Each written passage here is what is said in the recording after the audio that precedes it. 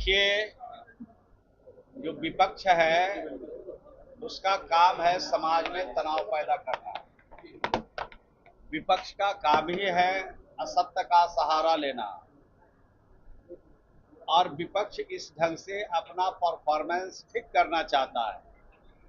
लेकिन बिहार की जनता जानती है, देश की जनता जानती है कि ये सब लोग असत्य का सहारा लेकर जनता को गुमराह करना चाहते हैं, और उसमें जो वास्तविकता है, जो सच्चाई है, उसको छिपाना चाहती है। तो विपक्ष अपना काम कर रहा है और सत्ता पक्ष अपना काम कर रहा है।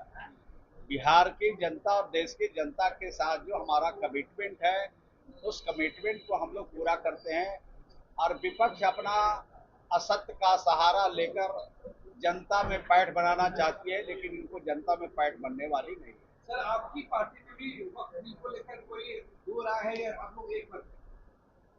देखिए, इस सवाल पर कई बार चर्चा हो चुकी है, और हमारे प्रवक्ता ने भी और हमारे पार्टी के नेताओं ने भी स्थिति को स्पष्ट किया है।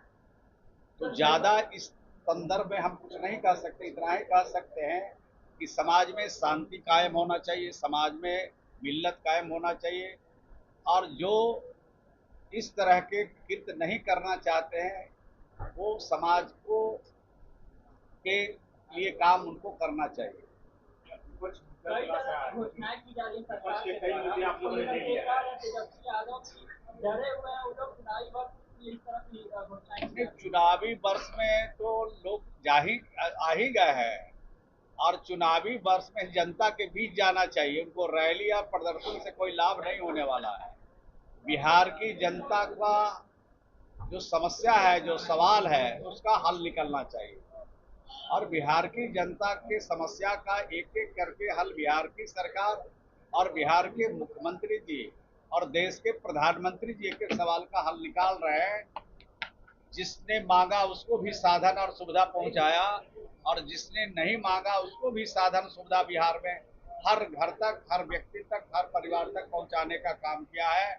इनको जुलूस और प्रदर्शन ये करते पटने में रह जाएंगे, और बिहार की जनता फिर जनादेश नीतीश कुमार जी के पक्ष में देंगे, और बिहार में 2025 में नीतीश कुमार जी मुख्यमंत्री होंगे, बिहार में एनडीए की सरकार होगी। एक सवाल और तेजस्वी तो कह रहे हैं सर, हमने जो वादा किया उसकी सरकार पूरा कर रही है, मेरे रास्ते पर आ रही है। नहीं, वो तो बात सही कह रहे हैं। उनके माता पिता के समय में जो वादा, उनके माता पिता के कार्यकाल में जो वादा हुआ, वो वादा को लगता है वो भूल गए। उसको दोहराना भी चाहिए। 2006 से पहले का बिहार कैसा था और 2006 के बाद बिहार कैसा है, शायद हमारे जो 20 साल 25 साल के जो नई पीढ़ी के नौजवान हैं, वो थोड़ा समझने में उनको थोड़ा दिक्कत हो रही है। लेकिन 25 30 साल 30 साल से ऊपर के जो हमारे लोग हैं, 40 साल 50 साल के जो लोग हैं, वो बिहार को ठीक से देखा है, और बिहार को देख करके महसूस जरूर करते होंगे। उनको जरूर उनको सकून मिलता होगा कि बिहारी कहलाना अपमान का विषय था, आज बिहारी कहलाना स्वाभिमान का विषय है। जहाँ बिजली नहीं थी, जहाँ खंभे थे, वहाँ तार नहीं था, और मोबाइल चार्ज करने के लिए लगभग 10 किलोमीटर 15 किलोमीटर पर जाना पड़ता था, जहाँ जनरेटर की सुविधा थी। आज देश का पहला राज्य बिहार है जहाँ हर घर में बिजली है। देश का पहला राज्य बिहार है जहाँ हर गली और नलियों के पक्कीकरण का काम है। ये बिहार का पहला राज्य है, देश का पहला राज्य बिहार है जहाँ हर घर में शौचालय है। बिहार देश का पहला राज्य है जहाँ पर स्कूल के बिल्डिंग चकाचक दिखता है। देश का पहला राज्य बिहार है जहां 1,20,000 शिक्षक एक बार बहाल किए जाते हैं।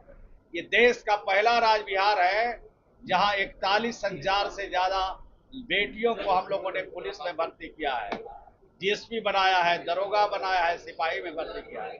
तो बिहार ने जो काम किया है वो तो इतिहास गवाह है इसका, और ऐतिहासिक कदम है।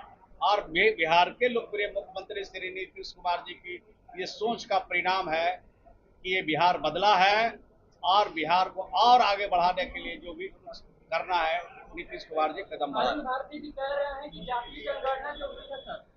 अब सब आदमी का जवाब हम कहाँ से देंगे भाई, उतना हम नहीं, पढ़ल वो हैं। बोल रहे हैं कि जाति जनगणना जो जो पढ़े है लिखे लोग हैं वो ज्यादा समझते हैं, हम लोग कम पढ़े लिखे हैं। इतनी बात जरूर जानते हैं कि नीतीश कुमार जी ने देश को संदेश दिया कि जाति आधारित गणना नहीं, जाति आधारित जनगणना करानी चाहिए।